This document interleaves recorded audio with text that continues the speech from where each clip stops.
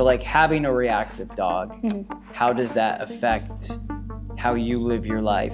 You're always thinking about it.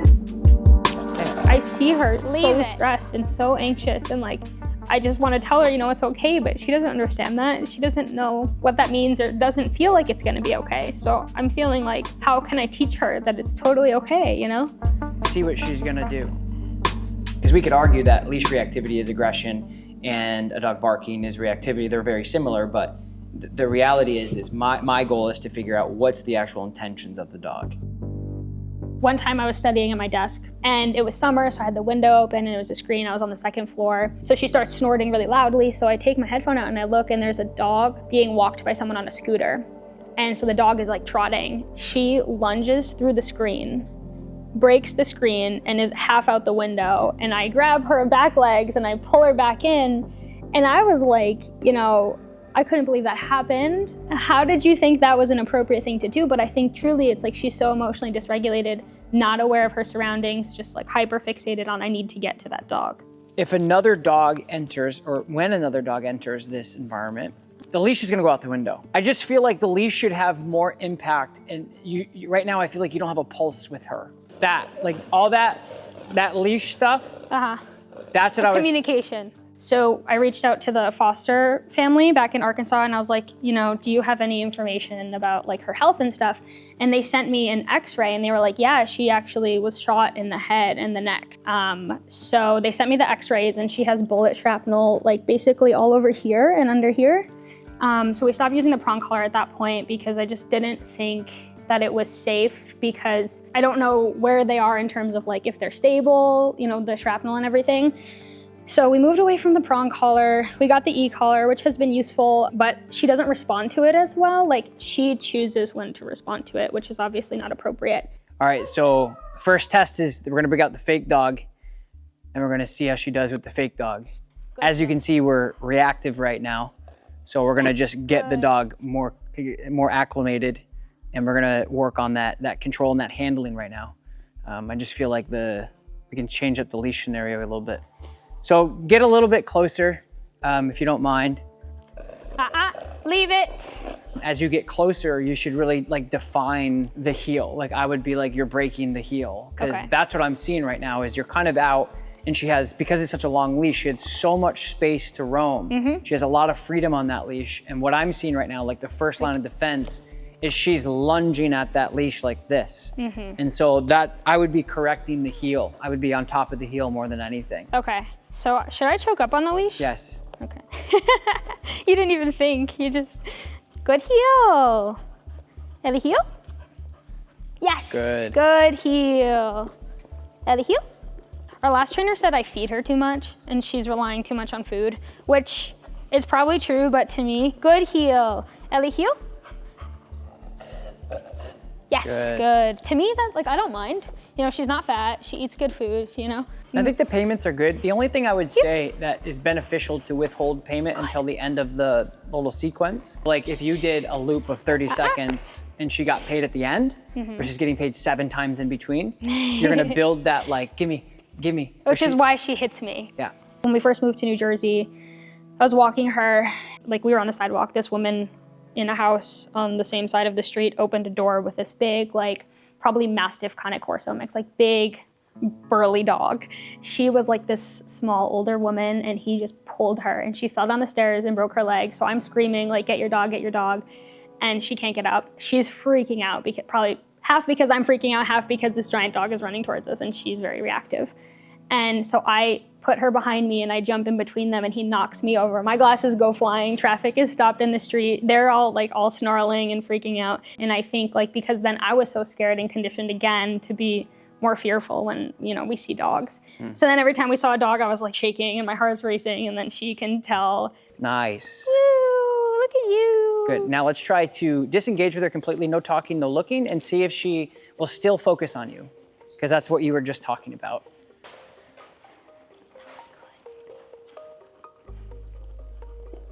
Should I inside turn towards you? Yeah, sure. Nice, break and pay. Yes, good job. You did such a good job. Nice, that was really good. I like that more than the alternative. Which is, wait. Or if you can meet me in the middle, that would be good too. Like turn down the constant looking and talking a little bit. Okay. And then, yeah. I'm a helicopter mom. Yeah, kind of. One of the first things you told me is you're like, you also get super nervous. So I also feel like part of that good is also like yeah. Telling myself that it's good. Yes, out loud. Yes. She did it over here, and I didn't want to interrupt you, but when she was physically loading, like having just a basic, I want to put a slip on her, see how she does, but a basic slip just to pull her attention. You don't even have to correct her. You just pull her away, because if you pull her away with the harness, when she's kind of loading a little bit, she's still gonna look and do this. Yeah. So the difference is if you have a slip and you turn her head physically, she'll just go, whatever, likely. How many trainers have you worked with so far? 4. 4? Yeah, you would be 5. Okay. Where do you think that you're struggling with the most? An accumulation of the 4 trainers? That's a great question, and I've thought about this a lot. I think she's so insecure. Like, if I leave, like, even when I walked over there, and she knows place, she's sitting on place, she knows down, but if I walk away, she panics. She doesn't, my therapist said, we don't know where one of us starts and one of us ends. And I think that's so true. Like, I do think some of it is fear-based, honestly, because of what's happened to her. I think because of the fact that she was a stray and she had to like fight dogs for food, and then she had to be protective. She had puppies, which I hope she feels safe now, and I think she does, but I think that's sort of, when she was young and impressionable, that was the experience she had. Personally, I would think she would be less anxious if you were calmer. Wouldn't everybody? Yeah. But even though you're rewarding her and it's in good intention, obviously, I also just feel like if you just went along like she's not even there, she would build off of that. Like, oh, this isn't. Because it's like, I'm doing yes, it, correct. I'm doing it. That's how compared I feel. To like, that's exactly, just fucking do it. That's exactly how I feel like you're doing it right now. Is you're like, okay. But you're doing it in like the best way possible. Like you're actually giving her constructive advice where you're like, good heel, good, like everything is perfect. Like mostly dog owners will be like, it's okay, we're fine. I'm like, don't do that, because you're setting her up for failure. Good heel. Good heel. Good job, heel. All right, turn it down a little bit more. Little experiment here. You can good her for that. Good girl. Yep. That was really good. Look at your shut it off. teeth. Good job. Good girl.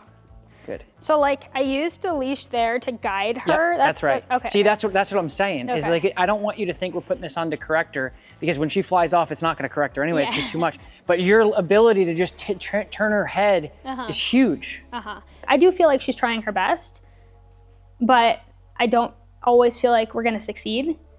And I'm at a point now where I'm like, I don't know if we're ever going to succeed. And I think that'll be okay as long as I know I've tried everything and she's tried everything.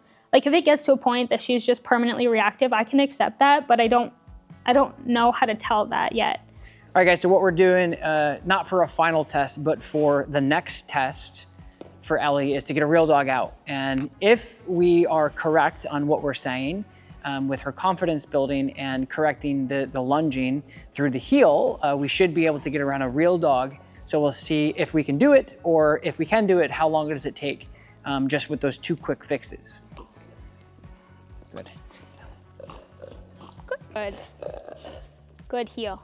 Good. And I would just kind of ignore the little grunts for right now. But there, that like she's starting to break the heel a little bit. Because you wouldn't have allowed her to do that out of context with him being out. Because if you give her an inch, that's where she slides. Yep. That's what I'm telling you. Like that's what I've seen with her so far. Good. Sit. Good heel. So I corrected her there. Yep. Good. How does this feel for you? It feels good. Good. Nice. Good heel. It feels good. It feels rewarding, because I think our obedience is guiding her. Yeah. I feel anxious, as I think most reactive dog owners would with a dog this close. Sit. Have you had success on your own to walk past another dog without a reaction? Never. Okay. All right, guys, this is Hop, one of our board and trains, she's super sweet with people, has come in with some reactivity issues on the leash. And so this is gonna be a spicier dog than Ellie's seen. So it'll be a good test. Should I just like do a square? Yeah, let's do a square. Leave it. Good. Heel. So I feel like that leash, that collar gives you more support there. Yeah. Yes. Good. Can I pay her for that? Yes, you can. Good job, Those big W's, pay her, absolutely. Good job. Yep.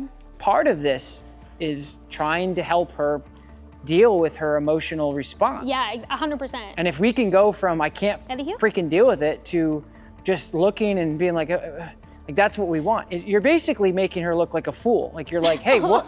Why are you even barking? Yeah, you know, it's better. like you almost like. But also too, it's just a testament to say like you're overreacting here. Heel. Like this dog isn't even looking at you. Just chill. You know, they've been shot in the head. They had to fight for their life. They got their puppies taken away. Their puppies died in front of them. Mm-hmm. So they have some trauma that they're dealing with that makes them already have a predisposition to physically go, are they, right? And then they're attached to somebody they love, right? So then it like brings the pot up here. Every single country that I've traveled to the last 3 years, it's really all the same formula. I have a problem with my dog, but typically it's like, how's your control? It's like, oh, wow. It's like constantly complaining to somebody that you're crashing your car, but you can't drive. And I'm like, you're frustrated at the wrong thing and you're focusing on the wrong thing. Like the fact that you're externally like the symptom of crashing and the insurance and the stress of the cops showing up and you got another fender bender or you ripped a mirror off. And I'm like, you're having so many issues. I'm like, you need to learn how to drive before you can complain about bumping into things, right? So that's kind of like the formula that we see often is dog owners will come in and the dog is just out of control, like completely out of control. And then they're reactive. And I'm like, of course. She's looking, let her look good. Very good. Nice job, dude. This time, don't physically pay her. Okay. Just tell her good. Heel. Because you're stealing, it's not a bad thing. Oh yeah, you said this. But you're stealing too much attention away from the objective of emotionally dealing with this. She looks, watch, she looks back at you. Perfect. Get that on camera? That was perfect. So when you start reaching into your pockets to pay her, you're stealing away opportunities for her to deal with this. And right there, you didn't reach, and she went right back to the dog instead of you, which is good, because she's trying to think about things instead of avoid things. Now we're handling shit, right? Which is nice. So look. Heel. Good. Good job. Good. Good.